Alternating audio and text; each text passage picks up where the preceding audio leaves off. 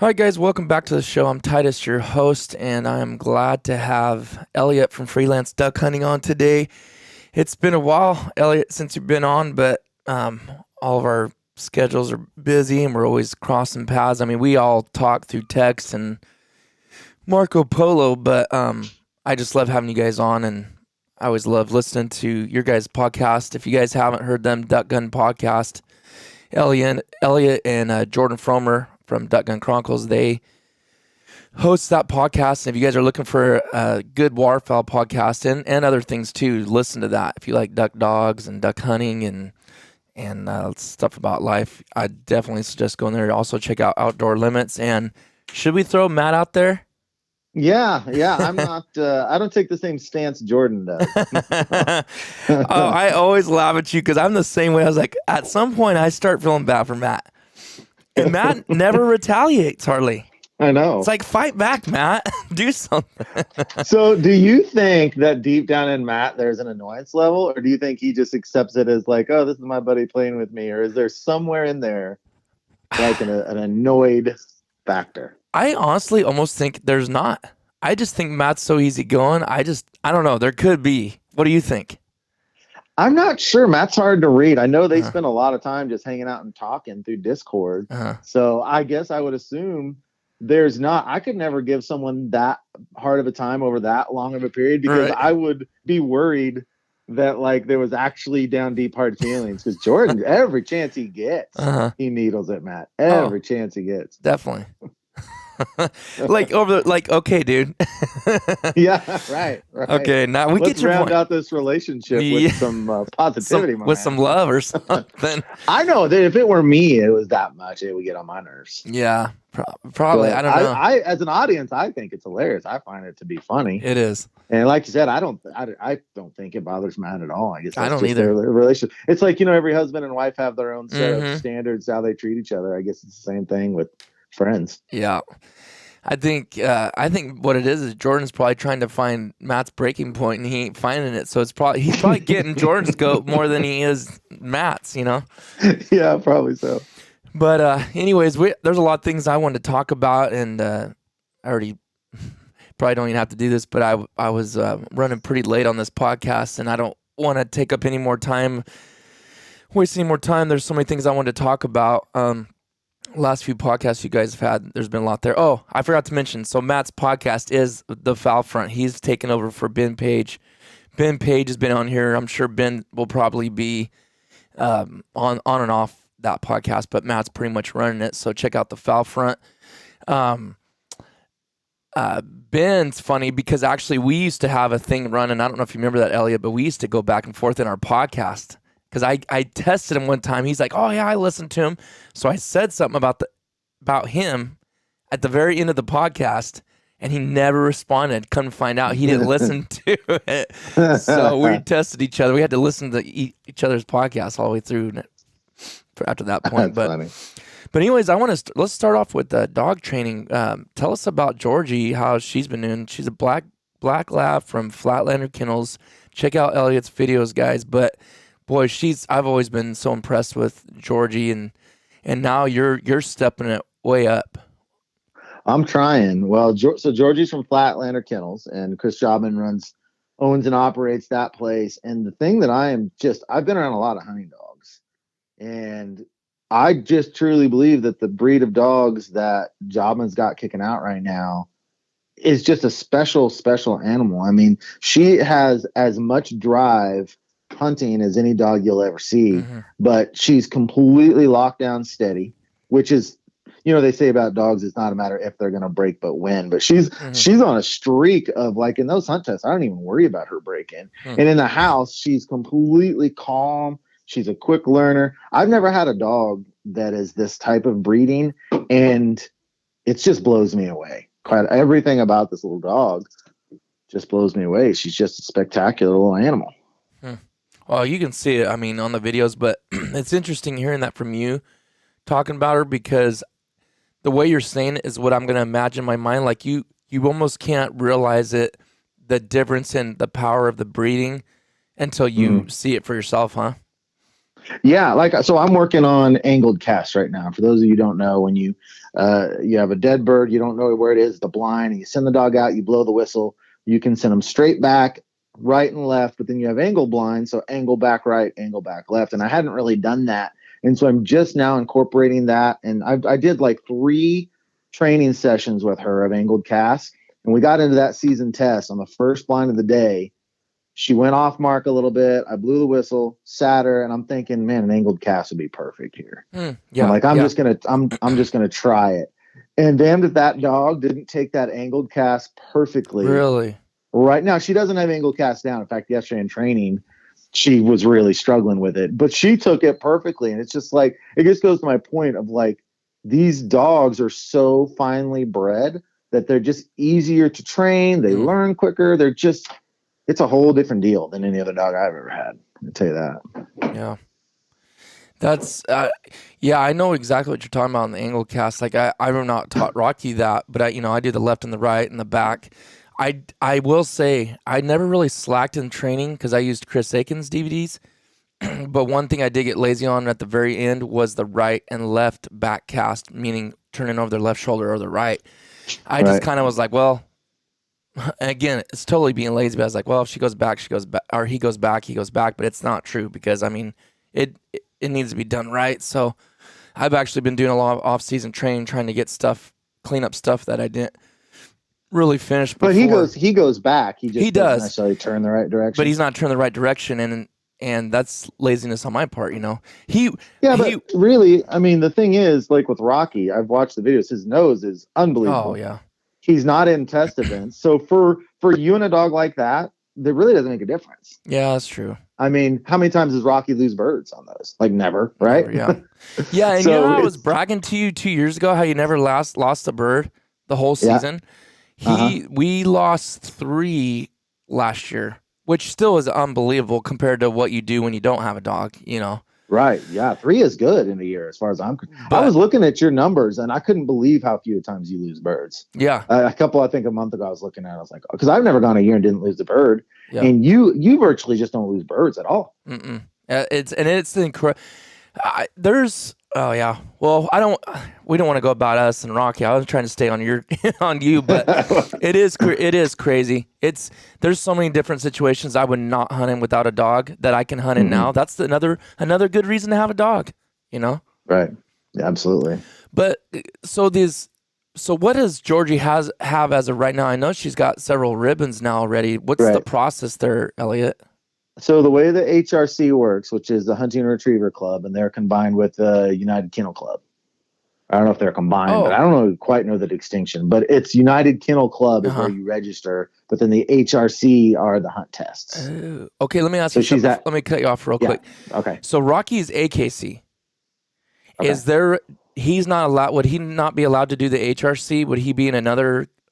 He can do it, but you cannot accumulate points and titles if you're not registered with the UKC. That will go on the back of their name on the registration. Right. So if you look up, if you pass seasoned, if you get a seasoned title, then the official name in the organization is HR and then your dog's name. So Georgie is FDH Georgie. So she's now HR FDH Georgie, which is Hunting Retriever. Mm-hmm. And then the finished would be HRCH, which is Hunting Retriever Champion. Mm-hmm. And that takes 100 points total, 60 of those points coming from the finished tests to be HRCH, which is my ultimate goal. And then beyond that, you've got the grand. And I think if you just even get you get one grand, then it becomes GR for grand, HRCH, Hunting Retriever Champion. So it's a grand Hunting Retriever Champion. That's like the pinnacle. Right. And then every time you pass, it'll be like GR times 1, times 2, times 3, times 4. So it shows how many passes you have to do to get the whole thing. But my goal from the start has been finished. I just want to know when I got this dog from Chris Jobman, because we have like a kind of a sponsorship partnership deal, right? And so when I was talking to him on the phone initially, he's like, well, my concern with giving you a dog is I don't know your training level. What happens if you don't train the dog properly? And so that just like rings in my head all the time. Totally. So it's like, all right, I'm going to make sure that he doesn't feel that way. Cause I think of the world of that guy as far as, he and Chris Aiken, there's like a few names that pop out in North America, Freddie King And if he said that to me, and it's just like that, that is what drives me. It's like I want to make sure that guy feels like, wow, he's done a good job with this dog and representing Flatlander Kennels and all of that. So that's really why I got into it. So I want to make absolutely sure that I have finished this dog to the level that it deserves to be finished. Mm-hmm. Yeah, I totally get that. That's a lot of pressure. I mean, in a good way though, right? Like, Right. I feel like when I was training Rocky, even though I was just using DVDs, I was calling Chris Aiken. He was, which is amazing about him, that he would even take some random guy that's watching his DVDs and give you pointers and tips. But when you're putting yourself in front of a lot of people training a dog that's something you've never done, it keeps you, what's the word I'm looking for? Keeps you dedicated. Gets you off the couch. Yeah, it keeps you dedicated and there's another word I'm looking for, but accountable. It keeps you accountable. So that's such a good accountability thing though. You know, like for you to have that, that's so good for you. And I know you know that, but it's just, that's so awesome. So how many points does she have right now? So officially she has 20, but she should have 25. I didn't have her registered properly, so my limitations of time frame went away from the started. So let me just back up a little bit. Started is 5 points. And in a started test, what they're basically testing is your dog steady and can your dog retrieve to hand? Those are the two things they're looking at, because it's just like, it's one mark. So you shoot a fake gun or a blank, not a fake gun, but just a blank. They do one mark out of a where a dead bird flies up, hits the land or the water, depending on whether it's morning or afternoon. Your dog goes and gets that one mark and back, and then you do a second one. So it's just two single marks, and that's all it is. So, but your dog has to be steady and has to retrieve the hand. So any dog that can retrieve a duck can pass started, as long as they will stay and be steady, and they'll sit and retrieve the hand. So that's 5 points. And then seasoned is a 10-point test. And on seasoned, you've got a double mark, and they're not that far. They're only like 50 to 70 yards. So you have two birds, one bird shoot, second bird shoot. And now you've got a blind, which is only normally about 50 to even sometimes 30 to 60 yards. And then you've got a walk up, which is basically like a pheasant hunt where you're walking with your dog at heel. They throw a bird up, you shoot, and the dog's got to be steady. So in seasoned, the main thing is just control and handling of your dog. Because again, these marks and these blinds are not that difficult. Your dog does need to know whistle commands in this for the blind. But it's really not all that difficult. It's just, can you control your dog, and does your dog take hand signals? And that's 10 points. And then, so 40 points will get you a season title.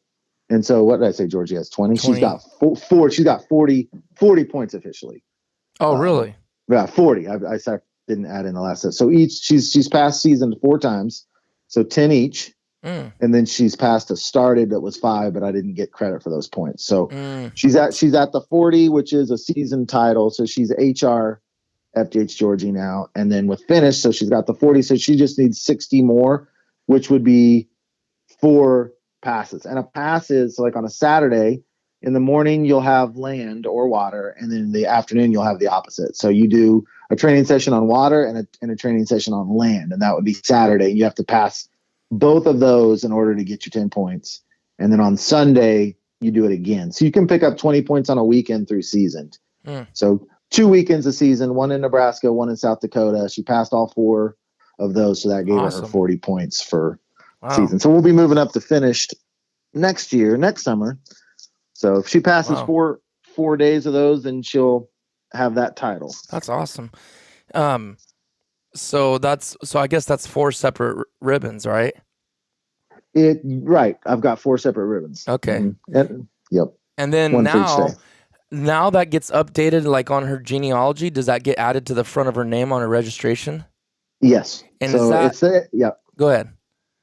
Yeah, and that was just to say, once it gets sent back to UKC, then they'll put it on. You can go in and look at your dog, which you've already written in all the credentials and accredit it, and then it'll have HRFGH Georgie and 40 points. Gotcha. Okay. Then I'm starting to think, I don't want to speak out of place, but I think I've seen, like, I see the things that are in front of Rocky's name are at the end of it. And Hmm. for AKC, I think it is different. I think it says like junior. It's like JR Right. Hunt. So has Rocky been to some AKC tests? Nope, I haven't done it. And you know what? I was I was so close 2 years ago when he was two, and then I just waited long enough. And I remember talking to you about it, and you're like, they're never too old. And I've talked to other local guys around here, like, don't worry about it, because a lot of those dogs that are going to be out there are going to be young. Rocky's going to be Right. 5 in November, and I'm like, you know what? I'll just do it on the next one. I just Yeah. feel like it's not. I know it's not too late, and everybody says don't worry about it, but it's like, you know what? I'll just do it. I'm gonna do it on the next one. I've got a couple ideas of where I'm gonna get my next dog. Not Mhm. 100% for sure. Me and you've talked about it a little bit off air, but anyways, Yep. how's your nerves going into Actually, these? pretty good. The first one I did, which was started, I was really nervous. But I went through just some mind routines for this first season test where it was like, before I go up, I just go through my mind. I watch the guy in front of me and I go through my mind the steps, because there's a lot of things a handler has to do as far as gun safety and what exactly that they want. So I would watch a couple people in front of me and just watch everything they're doing it, and then go through in my mind. Okay, here's what you're gonna do: this, then do that, then move to here, put the gun shell in, and so I've actually, to the point now where it's I don't feel overly nervous. It's really fun, and it's an exciting feeling because everyone's watching you handle your dog. But now my first finish test, I'm sure I will be really, really nervous. Mm-hmm. But honestly, Georgie, after she did the first day of started, it's like she's 3 now, and I've been slow in my training. They were really, really easy for her. Yeah. I mean, she basically made almost no mistakes in any of those 4 days. So with seasoned, it became apparent that she was. I think she could. Honestly, I think she could pass. I think about 75% sure she could pass a lot of the finish tests right now. She just hasn't done it, so I don't. It's hard to say, but I believe that she could. So these season tests have just felt so easy that it helps you not be so nervous. But you kind of want that nervous feeling because that's the adrenaline. You know, Yeah, that's true. That's what's fun about it. Do you so you're gonna wait till next summer because hunting season's getting so close. So next summer is when you'll do the seasons. Yep, I don't do any of this during once hunting season starts. Yeah, this is just fun in between. So there's 3 events I did this year, and so I'll do the same 3 next year. Now, if she passes the first 2 and has her title, I don't know if I'll just stop there or I don't know. I mean, I don't know if I could ever get her to the point where I could pass a grand, but I've got some really good resources around me, and I'm not shutting that door. Right. We'll just have to see. I don't know if there would be naysayers because you talked to some guys about grand champs and they're just I don't know. I haven't heard a lot of negative things about it, but it almost seems like, if you're not a professional, it's not something you can do. But I believe anything's possible. I'm sure there's people that have done it, but I have heard it's very hard. Right. I know a guy I hunted with last year that's an amateur, and he got his dog right to the last test. I don't remember what it was. Wow. And she got right to the end and failed the very last thing and didn't pass. I know some amateurs do it. There's like a 20% pass rate at the Grand. So to enter the Grand, you have to have a season or a finished title. So anyone that has their HRCH can enter the Grand whenever you want. So I will be able to enter her. It's just I'm not going to do it unless I think there's a reasonable chance of her passing. Right. I mean, even with these pros, there's only like a 20% success rate. That's crazy. Right. Wow. Right. 20%. I didn't realize it was that low. Yeah. My goodness. It's ridiculously low. I think that Jobman told me, and don't quote me on this, that he was passing about half of his dogs, I believe, something like that, maybe a little more. But that's like, you're up to talking about the best trainers in North America, right? 50-50, where they're training these dogs every day. It's hard. It's hard. Your dog has to do everything just perfect. That's what I was going to ask you. Is there room for error? Like what you're doing, Georgie, do they allow any mistakes? I think it varies a little bit, but I had a guy telling me that, like, on a blind, his dog, they just want absolute precision. So his dog got just barely up on this peninsula of land instead of going straight by in the water, and it's just like flunk. I mean, it's like they don't allow, and they set it up in a way that they know are there. Okay, I think the dogs are going to struggle on this one.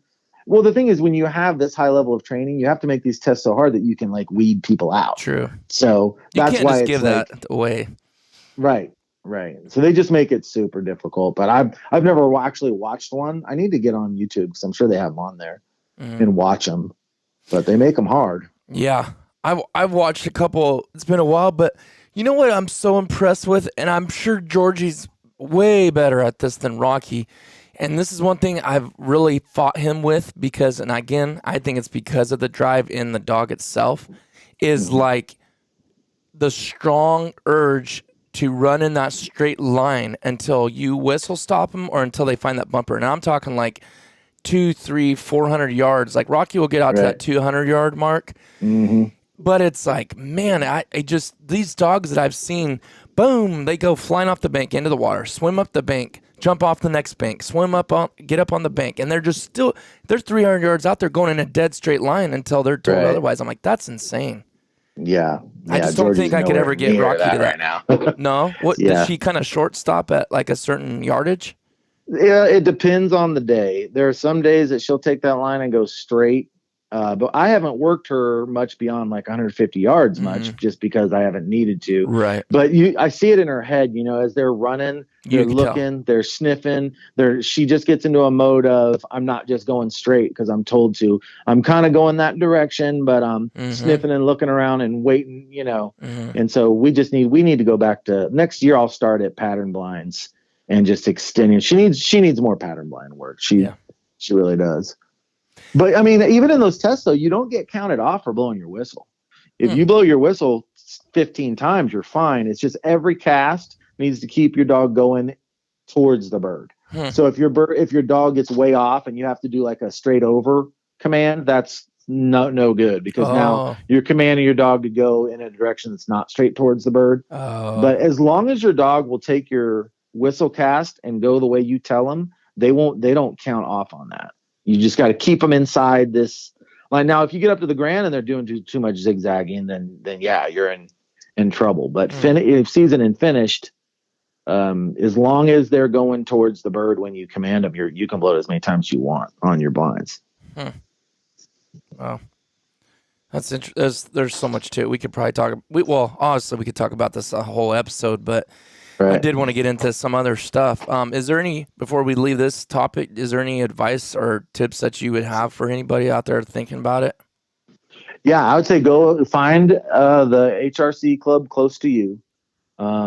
Get to know those people. They'll typically have training days where you can just go out, watch, size your dog up a little bit, and they will, at least in my experience, they're really good at like, okay, where's your dog at? Now we're going to do a practice just for your dog at your dog's level. And these HRC people are wonderful people, but then go to an actual test and just watch before you ever enter it. Just watch and see what are the expectations, what do they want from me, and just watch a day. And then just get to it. And it's fun. A lot of fun. I know. Talking about it makes me just still want to go do it. I really should, but maybe you should just go watch one. Go watch. I should. Because I'll tell you what would be a benefit to you is when you get your new dog, if you and Rocky just did a couple tests so you understood what your job was a little better. And then that way when you get a new dog, you don't have to go through the learning process of for you. That's true. You're just ready to jump right in. That's true. I didn't think about that. Because there is a big handler learning curve especially from started the season. There's a lot. The things that they want you to do as a handler. And that's a big part of it is just learning that. Hey, you're right. That is a good idea. That way I don't go into it cold turkey with a high level dog. Right. Huh. Okay. Well, that's good tips. And that's encouraging to me. I'm going to think about that. Next thing I want to talk about, and I don't think I've told you guys this at all, but, and I get why you're doing it, but I'm going to call it freelance hunt stats. I've talked about this a lot of times on this podcast, how we track that stuff. And there's different reasons behind it. And it's something that you started. How long ago did you start this freelance hunt stats to track birds and stuff, Elliot? What year was that? Well, I think this is year 3 or 4 of it, where it's actually been available to the public. Oh, really? I was doing the same thing on a spreadsheet since 2007. I've been doing the same thing myself, but I had the website developed Gosh, I'm kind of losing track of the years. 3 or 4, 5 years ago. It's been available to the public for quite a while. That's what I thought. Well, so you guys recently just changed the name. Kind of tell us, kind of start at the beginning and roll into what you guys are well, let me say this. So I'm getting all over the place because I'm really interested in this and I really like this. And there's some things I want to say about it because I guess from hearing your guys' podcast talking about how people feel about things, it almost kind of got me spun up a little bit too, listening to you, because we have a lot of the same mindset of things. Mm-hmm. And one of them is how people kind of make a big deal about, like, it's not a competition, it's not a this and that. And that kind of, I think we both agree to that in a sense. There's nothing wrong with competition and it's not unethical.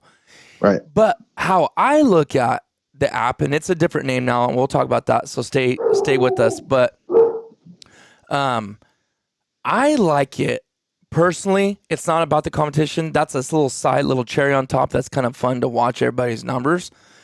But why I like it is because it has weather and why birds did, and if it was sunny or cloudy or windy or rainy or snowy, temperatures. I like to go back. I've already got, I think, 3 years now. And I love going back, looking at the certain refuges or the certain places or the certain onyx points and seeing, like, this is how it was and this is why it was good. So it's a record and what the birds I shot and how they acted. That's why I like it, because I like keeping track of that. So why don't you tell us what's going on now with it? It was Freelance Hunt Stats. It's got a new name now, and what's your guys' plans for it? Right. Let me add into a couple of things that you've said real quick, because, this whole thing of people getting so mad about social media and everything, I've been thinking about that a lot lately. And I just want to say to people, it's like, why? Well, it's not about why. Why are you so mad that some 21-year-old's putting pile pics on Instagram? Why do you care? Why? Well, because they're not happy unless they shoot a limit. Why do you care? Right. Affecting your emotions. It's their emotions. And I don't agree with that, but it's like, why? Unless they're taking unethical shots, it doesn't matter. It only matters if they're taking unethical shots or acting unethical in the field. And who's to say, because some 21-year-old isn't happy unless he shoots a limit, you can't make that connection into him being unethical in the field. And I think there's like these narratives that start to play out within groups. It's like, oh, social media has been the worst thing that's ever happened for wildlife hunting. Why? Right. Tell me why that is. Why do you think that is? Well, these kids, they're not happy unless they shoot a limit. What do you care? What do you care what that kid feels like? How does that affect you? Right? Yeah, you're right. So I just kind of come to that within the last, because there's always what made that click in your head, Elliot, though? Because I'm totally with you on that. And I think we've almost found ourselves falling that rut. Maybe I'll speak for myself. I don't know about you, but I've never really thought that about the younger generation at all. I mean, I'm 38, but like I've never thought that about the 16, 18-year-olds. The only thing that's bothered me, if they're doing something weird or stupid in the picture where it's like, dude, that you need to treat that, and I know that's what you're saying, that waterfowl, that deer, that elk with respect, like you harvest it. That's not what you're saying at all. Like you're saying is the fact that people are griping because they posted a picture of a limit. And it's like, and you could, if you're not careful, you almost fall in that rut. Like, yeah, it doesn't matter. Let's worry about the pictures of the sunsets and the sunrises. But it's like, you're right. What isn't it? We're in a country that's a free country that we're supposed to allow what makes us happy. We can boast that. What, right. Like you said, why does it matter? Why does it matter that they do that? It clicked in my head. It clicked in my head as we're doing these leaderboards for Freelance Hunt Stats, which the leaderboards are, if you don't know, each bird has been given a point value. So like a canvasback, I think, is 7 or 8. A mallard drake is 5. And then after the end of your hunt, you get a little scorecard, which gives you a total number of points. And then that points counts towards total. And then we've got leaderboards, and Matt was the winner last year of who has the most points. And in time, you'll be able to sort by flyways, state. You might be able to do it just by mallards. And so it's just a fun way to compete. Now, I will say that in doing this, I am nervous that if we go with too far with these leaderboards, and we turn into some, because Jordan's talking about like one-on-one online matching, like straight out, like, okay, I'm going against this guy today. And if I win, my record will be 1-0, right? My fear is that people will start taking unethical shots as a result of getting so into the game. Out of desperation, yeah. Right. And so that's where it connects to me of like, okay, that's bad. As long as what we're doing doesn't connect to unethical hunting, it's not bad. And I can tell you, you've seen my shot selection. I've been doing these games. My dad and I have been doing them for years. It hasn't changed my shot selection at all. So same with me though, Elliot, because last year, I'll put my hunts in, and then I'll go look at the leaderboard, and you're just kind of seeing, like you said, there's this few people that are always at the top. And I'll tell you this right now, Elliot, I'm not a mallard purist or anything like that at all. I love shooting mallards. It's my favorite bird to hunt. They're so smart to me. But I never, and again, don't anybody listen to this, don't take this wrong. There's nothing wrong. I've shot plenty of buffalo heads. I've shot plenty of ringnecks. I've shot plenty of other type of birds. I have nothing, nor any problem with that. But there's sometimes when I know maybe I can shoot 6 mallards and a pintail in California. That's, we can shoot the 7 birds. If I know that I have a high chance of doing that, I'm going to pass on ringnecks. Now, if I walk away from there with only 5 ducks and I knew I passed up a bunch of ringnecks, I still won't shoot that, not because I'm better than that, but I'm like, I walk away from there like, oh, well, I'm not shooting 2 ringnecks because I'm so desperate to get points to get higher up on the leaderboard. I've never even thought that. That's never this whole setup that you guys do, because I've been part of it for like 3 years, I think. And I've never did that. It's never created in me, I've got to take these unethical shots, or I've got to shoot. I got to get my 7 birds because I got to get my points. I've never thought that. And I think it comes down to each individual person, right? Yeah, it absolutely comes down to each individual person. So every time we post something about the leaderboards, you will get a guy or two that's just like, oh, this is the worst thing that's ever happened to waterfowl hunting. That's not what waterfowl hunting's about. And that's when it just clicked in me. It's like, says who? Right. Just because because person A thinks that, well, it ought to be about being with your friends, and it ought to be about, well, that's for you. Why are you telling other people how it should be for them? As long as they're not acting unethical, like we said before, quit being an elitist snob and telling other people how they should feel. Yep. Now, for me personally, I definitely want to enjoy, if I have a day where I've got 2 groups of mallards that come in and we shoot 4 birds and they finished beautifully and perfectly, I'm thrilled. Yeah. Now, a lot of it depends on expectation. If there's birds everywhere and I'm expecting to shoot a limit, then I might feel like, man, that wasn't as good as I thought. Or if I don't think it's going to be very good. But so I have lots of hunts that aren't very good that I'm just elated with. But that's me. That's how I feel. Right. Now, I can't put that on other people and say, you should feel like this and you should feel like that. It's like, relax, man. Don't tell everyone else how they should feel. Right. Right. Because, oh man, I could do a whole podcast on this too. Here's a prime example. I feel bad for my buddy, but I don't. I think you need to. Me and you've been doing the social media thing. When I say social media, YouTube, social media, right? Kind of in a way, I guess. Sure. Yeah. Totally. But we've been doing it long enough. I think we let things go way easier than we probably did at the beginning, right? Like comments would used to steam me. And I would respond. Now I don't even I laugh at it now. And I genuinely laugh. Like, who cares, right? Yeah. But last year, so I kind of felt bad. His name's Braden. He's from California, but he moved to Utah several years ago because of college, and they ended up staying there. But our goal was, when we went hunting last year, took the boat, and we went out of state, our goal was to shoot all green limits. Now, that was just our preference. It didn't mean we were elitist or that hens are bad to shoot, blah, blah, blah. I shoot plenty of hens. But that was just the goal, because we knew there was enough birds we could do that. So why not try? It's just a goal, right? Well, in the video, and I'm the same way. Like I I guess it wasn't like it was competition between us, but there was so many hundreds of birds. It was insane. And it was snowy, and there was just mallards everywhere. And I totally misidentified the bird because it was a little bit overcast at the moment, and I had the silhouette, and I shot it, and he's all, that was a hen. And he wasn't mad at me for shooting a hen. He was mad for me. Like, right, because he knew the goal. He knew the goal, and he knew that was going to make me mad because they did their 7 greenheads. And I was so mad. Well, I guess maybe I didn't put the part in there where I was kind of beating myself up enough to people are going off on him in the video. Yo, what do you think, you're so good because all you shoot is drakes and da da da da da, and I never responded to him, but he was like, man, they ate me alive in there. I was like, yeah, dude, that's social media, man. Like, again, like I said, we lost him. I have to call him back. Probably lost service. Hopefully his phone didn't die. I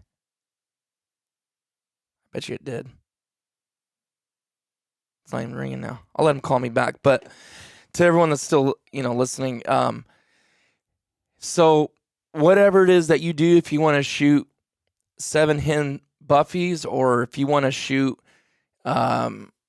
it's funny because there's people on both sides of the fence. Hopefully Elliot gets his phone plugged in and charged. I think that's what happened. But whoever's on both sides of the fence. So I've shot a good, I think like a quality bird, a couple, and then I go shoot a Drake Buffy, and there's a video I have in it. People are running their mouths because I shot a Drake Buffy. But then when you go shoot 6 greenheads, and then they think, you're just all you shoot, you're a purist, you're elite, blah blah blah. It's like, man, either side of the fence, you kind of just get bashed. So it's like, we can't sit around worrying about what other people think and about trying to please everybody. Hopefully Elliot gets another phone or gets his phone plugged in. I bet he's probably panicking right now. Kind of feel bad because we'll give him a second to give me a phone call back. This is a good moment to jump in and say, hey, subscribe to the YouTube channel. We're trying to get to 1,000 subs. We're growing. We're getting closer and closer to 900. The podcast is doing great on the charts, all because of you guys, because of your going in Apple Podcasts, leaving a review, rating the podcast. Spotify, you guys are rating. I think we're up to like 114 or something on ratings. So all these things are just because of you guys. You guys make it grow and make it popular, and we get better guests on all the time, different ones. It's been really good. The last episode we did, episode 199, was I shouldn't say the last one, 2 episodes ago, but 199 was an incredible episode with Vanessa Perales, used to be carpenter, tells a horror story. You guys really should go listen to it, even if you're duck hunters or whatever and you're not into the other stuff. You really, it's like a living horror story. And but in the end, the message of hope and love comes through and prevails. I'm gonna text Elliot and see if it even goes through. I bet you his phone died. Guaranteed.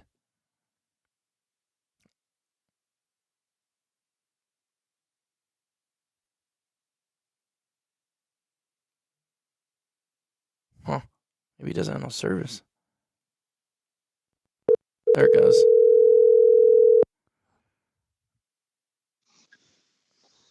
Hey, all of a sudden your voice was just gone, and I was still on the call, and then it just dropped. Oh, really? Because mine just instantly dropped. Weird.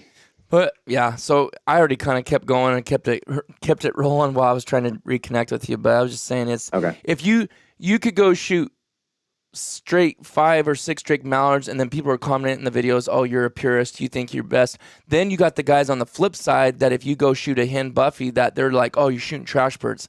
So you cannot live trying to please everybody.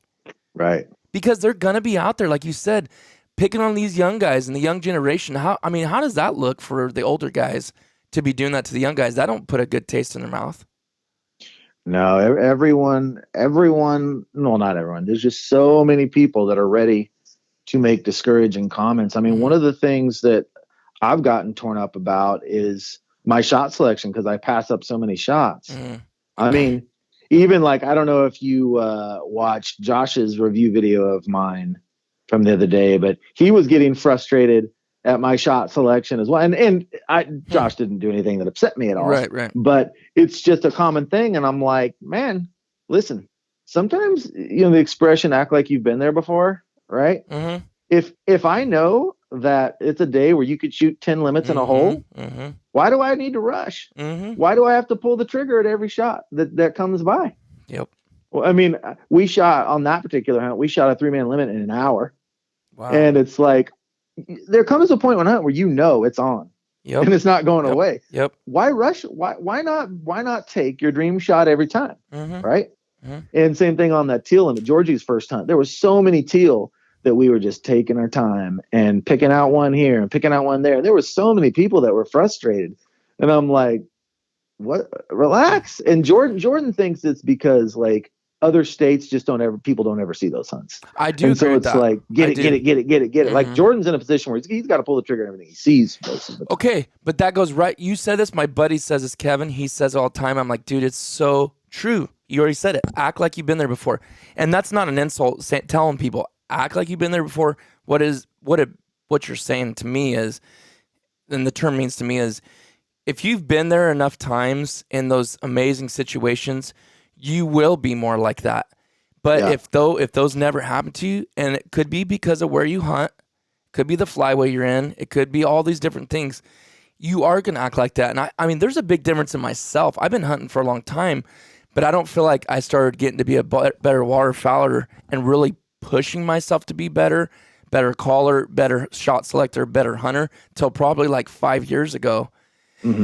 And I still get excited when I shoot duck, when they do it right and all these things, but I'm not screaming that's kind of a little bit exaggeration, but I'm not hooping and hollering and dancing around for every little thing like I maybe did 10 years ago. You know what I mean? Right. So, yeah, I totally see what you're saying. And that I do agree. When I've heard Jordan say that, I totally agree with him. They just haven't had that opportunity, so it kills them to know, like, that's a dream for me. But you've been there several times, Yeah. So. Yeah, and take it in. And that's especially true on teal hunts, which I know I don't know how many of these types of hunts you got in with Matt out in Nebraska. Sometimes a teal hunt can be done in 20 minutes. Oh, yeah. And it becomes so fast and furious that your heart rate is increasing and you can't mentally absorb anything because it's like there's a bird shot there, and you're like out of breath and it's like you're exhausted when it's over versus being like, okay, we don't have to relax, everyone take a deep breath, let's just shoot a couple birds, let the dogs get them and reset. We don't, it's not a speed race. It's not, there's no bonus point for limiting out in 15 minutes versus 45. Let's relax a little bit. What video was that, Elliot? Was that last year on that teal hunt that you went with your buddy in the corn? It was 2 years ago. It was up in Nebraska. Wow. And I'm hoping to go back to that place at some point because it's like this cornfield and then it's irrigated and there's this little strip, some type of little waterway right in between the corn full of this like green vegetation. And it even though it wasn't a mallard hunt, it ranks up there as one of my favorite. There was 2 days hunts of my entire life. It was just so cool the way the birds were in there. It was amazing. Well, how perfect of an environment for Georgie too as her first season. Right. Yeah. And that's her first season, real slow. That was our first hunt. So, and Ben's dog was only the second year and still wasn't fully steady. So we're like, okay, one person shoot at a time. Yep. We had one person on the camera, one person shooting at a time. I love we could that. Be slow with the dogs and but I took so much crap because you were taking turns, huh? Because we were passing up shots and my gosh, and especially when it's my dad's turn to shoot. I mean, he's almost 80. Yeah. So he passes up stuff that I get frustrated about. I'm like, I know. It's funny. I'm like, come on, Carl. Shoot, Carl, shoot. Does it the way he wants to do it, man. And he's happy. Yeah. Right. No, I love that video because me and my brother do that when we hunt together. Because you guys are like me, I believe. You like hunting solo up to 3 max. Like, that's just, longer ago, we used to do with more than that. But you looking back now, and there's nothing wrong with that. It's different settings, different people, whatever you want to do. But like, you miss more shots. That's one of the other things you guys talked about is you miss more shots because you're rushing shots. Right. And me and Thomas, when we go out there, we take turns, and that's just, I shoot better. I think that's part of why this year, Elliot, you probably noticed I've never tracked my numbers, but Yep. as far as shooting percentages, but this year, me and Thomas, let's see if he'll do it, but I for sure am. I said, let's do it, dude. Not because It's we're fun. trying to shoot better, but I really want to know, because I'm telling you right now, I had a 7 for 8 day last year, and I had lots of 7 birds for 10 shells, and a lot. I would say majority of the time it was probably 14 out of 7, so 50%, I guess. But obviously, I had days where I shot almost a whole box. Like that was my goal, is never to shoot over a box. But anyways, I'm tracking it this year, and I know we kind of diverted. But let's go back. So what are you guys changing the name to? What's going on with the website and all that stuff? So we had it turned into an app, which is on iPhone and Android. So right now, if you search Hunt Stats, it'll pop up. It's a little orange square with a white silhouette of a duck in it. And we decided, well, when I first started, I was all into the statistics, and I've just kind of decided that the word stats or statistics, just kind of, some people just hear that word and they don't get a good emotion out of it right away.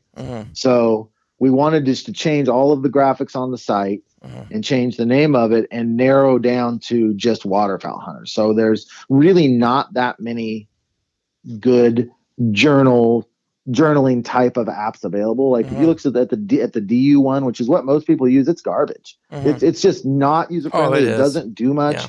And so I feel like we've got the best product out there for waterfowlers to journal their hunts and what they're doing. So we were thinking about names for it, and we just went around a lot. We're just like, there's something cool about North American Waterfowler. It's like, if you are a North American waterfowler, this is the place you want to go to keep track of everything that involves. And we're adding pictures here. Like we've got a developer working on it right now, so you'll be able to upload a picture for your different hunts, and we just really felt like that was a good change. And we've licensed some, and I'll tell you that if you don't know the name of the guy, I don't want to tell it on air, but I'll tell you who it is off air. You probably know who it is. But we've licensed artwork for the site, and it's just I think it's just going to look fantastic. It's just going to look very, very cool.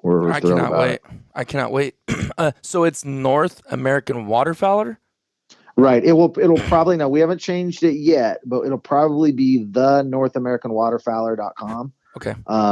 And so, yeah, the North American Waterfowler, or North American Waterfowler for the name of it. Okay. And are you changing anything? Are you changing the app face too, or is that going to stay the same? Just the name changes, or? No, we will change the look of the app icon as well. So all of the graphics, the report card or the scorecard at the end of each hunt will be totally overhauled. So the idea is it'll be like, if you shoot, let's say you have your all mallard day, then on your scorecard, just a cool artistic picture of a mallard will show up at the top of it. And then it'll have your numbers in the middle, and then you can attach a picture to it.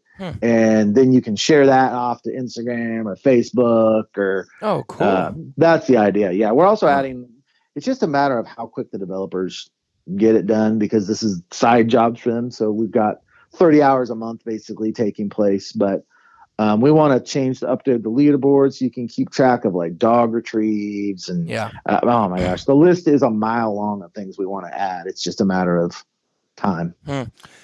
That's awesome. That was one thing Thomas, my brother, had mentioned. It's like, man, I wish there was a place to put in the picture, because he likes snapping a photo after every hunt, so he has a documentation visually of what he shot, even though he tracks numbers. He did good about tracking his birds last year too, and stuff. So as far as the shooting percentage goes, the best thing about keeping your shooting percentage, and that is not for a lot of people. Some people just don't want the hassle of it. But I think it's the most ethical thing you can do, because what happens is if you get into your shooting percentage, what happens is you stop taking that third flailing shot. And that shot 3, and now if a bird's wounded, I always take shot 3. If a bird looks wounded, shot 3 is coming out. But if it's like, whiff on shot 1 and shot 2, and now I'm frustrated and I'm throwing a 70-yard shot out there on shot 3, which if you're tracking your shooting percentage, that shot, that's the number one key to shooting a better shooting percentage. Is not shooting that third shot. And so ethically, if you keep your shooting percentage, you will have a better shot selection. Mm-hmm. Totally. Because I was doing that without tracking it last year. I was trying to see how little of shells I could shoot. And I passed up a lot of shots. I normally maybe won it, but this time I was very picky on what I shot. And that's what did it. I'm sure. Right. You know, I only pull the trigger on shots that I'm mad if I don't miss. yeah. So if it's like if I'm like, well, I'm going to give this a try, I don't pull the trigger. Because I can't. I'm soft-hearted. I cannot stand the thought of wounding birds. I just cannot stand it. And so every time I'm only going to pull the trigger is if I feel really confident on that shot, or like I said, if you know the bird's wounded, then you have to just unload on. Right. Right. Yeah, absolutely. There was something else I wanted to bring up about that app. Well, I already kind of mentioned it, but I mean, just the fact that you can track the weather, wind, all those different things, those are huge things in tracking and making you more successful down the road. Yep. I've got a little hole that I just started hunting last year, this little timber hole. And if you're from Arkansas, you probably will chastise me saying it's not a timber hole, but because they love doing that. Is there timber in it, Elliot? Is there timber? Well, it doesn't matter. If it's not in Arkansas, it's not timber hole. I know. Timber holes only exist in Arkansas. Oh, my word, dude. But I just went back the other day and I sorted the hunt stats just by hunts in that hole. And because I had one hunt in there that was by far better than anything else. So I was looking at patterns. I was like, okay, what about this day made it better than all the other days? Because all the other days was about the same number of birds in there, but this one day they just came in. It's like, southwest wind at 13 to 20. And so I was only one hunt, but after 5 years, it may be that one hole is just better for whatever reason on a southwest strong wind. And so once you get a bunch of data in there, you can say, where should I hunt today? Well, it's a southwest wind. I bet those birds are going to be dropping in that hole. And that's one of the really beauties of once you accumulate a bunch of data in there, you can do those kinds of things. 100%. I love it. And like I said, you guys, if you haven't, you really need to check it out. To me, it's priceless information and it makes it so easy because I used to do stuff on the computer too, Elliot, several years ago, and it would just get to be tiresome. But the way we are with our phones now, it's always right by our side. As soon as you're done hunting, you're changing or you're walking back, you can just punch those numbers in real quick and say, okay, again, the cherry on top, the little bonus is like, there's a little competition there. But the real key to me is the fact that you're tracking all these things like Elliot said, and that you can go back and look and find out where you need to be with what winds, sun or overcast, any of that. It's huge. Man, we're almost to our hour right now, and I know you got some family stuff. Dare I walk into the sub-gauge topic? If you want to, yeah, I don't care. That might get too long. We're already at 52 minutes. I don't know if we should. I don't care, man. I once you get me talking waterfowling, it's like, I don't care. Whatever, let's go. I've been wanting to talk about this for since I heard you guys a while back talking about it. So match shoots at 28 gauge. I just bought one this year. It's not for everybody, and I don't think a lot of people would even want to mess with that. But what are your thoughts on, I guess, what the big word now is sub gauges? Because, right. What's your, do you think a 20 gauge is a sub gauge?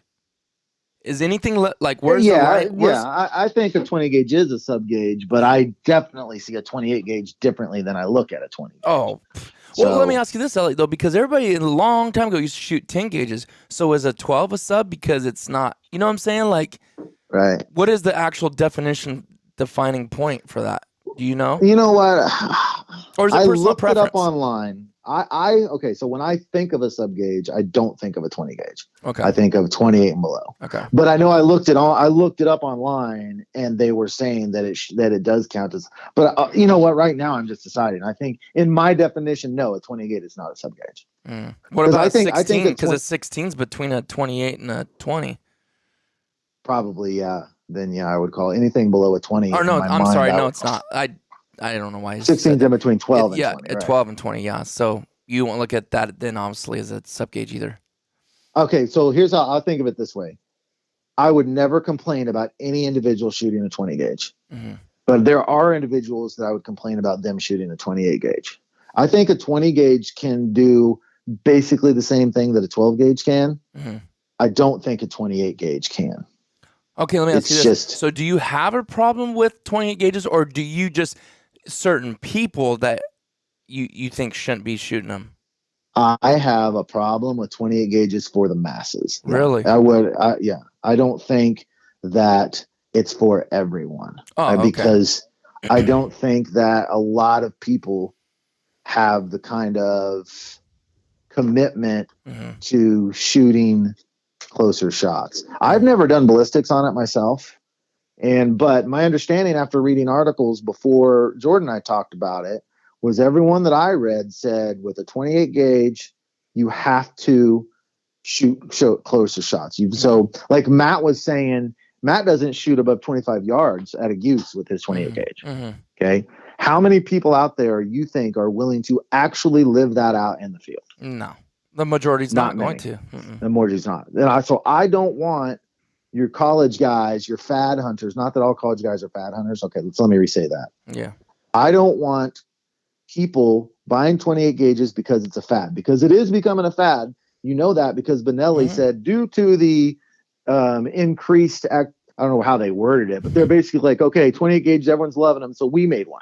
Right. So it's becoming a big thing. And so there's people that are going to buy it just because it's a big thing. Yep.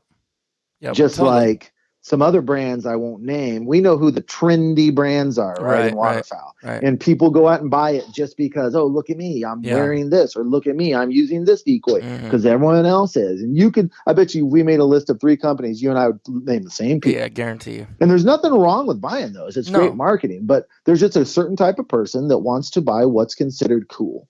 Yeah, right? It gives you that ambiance when you buy it, like, oh, I'm part of this. Yeah, totally. Right. And if people do that with 28 gauges, we already have I call it waterfowl's dirty little secret. No other sport wounds the kind of birds that waterfowl hunters do. 100%.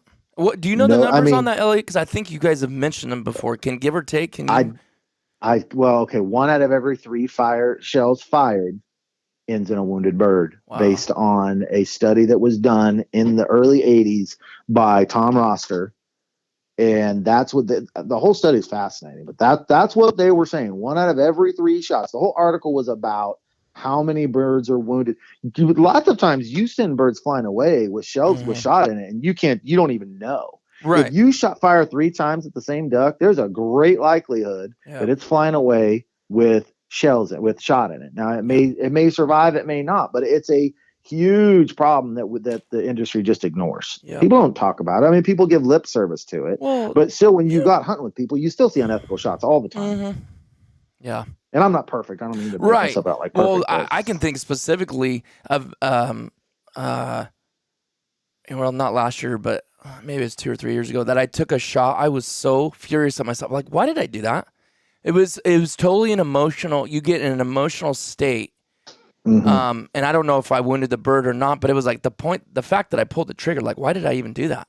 I don't struggle with that as much anymore at all, but I think it was totally an emotional, because what happens is people get in a bad hunt day and then they get more desperate, right. More desperate. And we all do that. Right. We all do that. Yeah. So if we're all going to make mad decisions, let's make those decisions with the 12 gauge. Yeah. Because it's more forgiving. Yes. Now this is so the circle around, if you are willing to really, really live by the range that a 28 gauge requires you to live by all means, shoot a 28 gauge. In fact, I may be buying Matt's old TriStar. Oh, really? We talked about it from even after all those problems he's had, huh? Well, he's going to send it in. He's going to send it in. So they can fix that? I guess. He asked me if I wanted to buy it, and I was like, well, send it in and get it fixed, and we'll talk. Yeah, see, I actually almost hesitated buying that 28 gauge because of what I was going to look like. Not because, it was 4 years ago. I believe it was 4 years ago. Maybe it was 5 now. My goodness. It had to have been 4 years ago. Me, Harrison, my friend here from California, and Matt did those teal hunts. That was the first year that we went out there. And none of us had one yet. Me, Harrison, or Matt. And we all 3 had long conversations about the 20 gauge, all wanting them. Well, or Matt, maybe it was my buddy Harrison had just bought one. And then Matt bought one, I don't know how much longer later, a year or two. I don't know. He'd have to tell the numbers. And then Harrison got one, and then I finally just got one. But see, I've wanted one from then, but it almost held me back from buying it now because it has become a fad and a trend. And I was like, man, I don't want to look like that. You know, I don't want to look like, right? You know what I mean? I've really hesitated just because of that, even though I've been wanting it for 4 years. I just hadn't went and bought it. And I'm glad I don't know. I want a down TriStar. I used to have an over and under TriStar, and I just didn't really shoot good with it. It's not that the gun was bad or anything, but anyways. Well, you should go ahead and get it. Just, I mean, if you feel like that. No, I got it. I'm looking at it right now. You did already get it. Yeah. Sweet. I bought it like 2 months ago. I'm looking at it right now. But I will tell you this. I'm not just taking it out on every hunt. There's specific places and holes that I know I can get them in that range that I'll feel comfortable shooting with them. Because to be honest with you, other than that, there's in California, some refuges, I don't feel like I would take it out there because there's so much shooting going on and there's so many people so close to you. You're past shooting. Bottom line, you will not shoot a bird. Those guys that talk about not getting them in the decoys when you're on a refuge where there's thousands of shots going off like World War II, that's why we love the boat, because now it's like our own world and it's like how I dream of duck hunting should be, because I can get away from everybody. But I'm not going to take a 28 gauge out there. And yes, to shoot birds, you have to pass shoot. And that's not how I like to do it, but that's how you have to that's just what you got to do. Very rare. Very rare. You could go on a weekday on a middle of the week hunt on a refuge and there hardly be no one out there because they're at work. That's when you have your best chance. But other than that, it's a different to make mindset. sure everyone understands my point clearly, because I don't want anyone to take away that I'm anti 28 gauge. Mm-hmm. I'm just anti 28 gauge for people that don't have the self control to shoot as close to shots that are needed with a 28 gauge. Mm-hmm. So I'm fearful if everyone starts using it, it just equals more wounded ducks. Yeah, right. That's all. And that's so fair. I mean, you can't get if that makes anybody mad. I mean, that's just you're just looking for a reason. Their problem. Yeah, that's fair. So, I don't know how much that 20 gauge is going to come out, but I've always there's a few places that I really want to use it, and I think the quietness of it, the lack of kick, and the barrel rise after the shot, just multiple things. I'm looking forward to it. Been wanting to for a long time. Let's end this because you got to get going. What's your plans for this season? And we'll wrap this podcast up. Oh man, I've been working really, really hard to find more holes to hunt in Nebraska, because I'm only 45 minutes from the Nebraska-Kansas border. So I've been putting a lot of work into that, and I have come up with 2 places I'm just really, really excited about. I've had feet on the ground in both those places. And then I've got another couple places that I was texting actually Matt about today that I have hopeful. So finding new places to hunt is really exciting to me. It is. And so that's on my mind. Those places are on my mind. And they're the Nebraska zones, which open up a week before Kansas. So it like expands the amount of time that I can hunt without driving 4.5 hours. So that's kind of on my mind right now. Oh, let me ask you this. This is kind of plans for the season. When does that new site and all that come out for the North American Waterfowler? Do you have a hard date yet?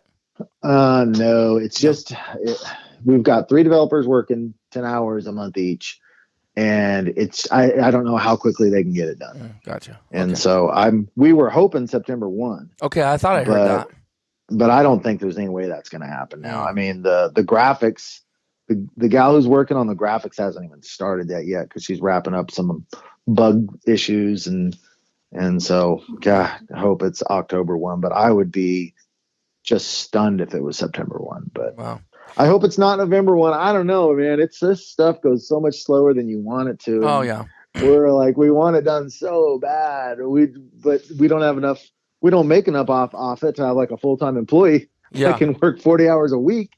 Yeah. So we get 30 hours. We've gone up from 10 hours a month to 30 hours a month with developers. So we're trying to speed it up, and finding people to work on the stuff is really hard because it's just like a side deal for them. It's like, so it's not easy to even find people to work on it because we actually have enough money from stuff to have them work more. It's just, we can't, that's all they can fit into their schedule. It's driving us crazy.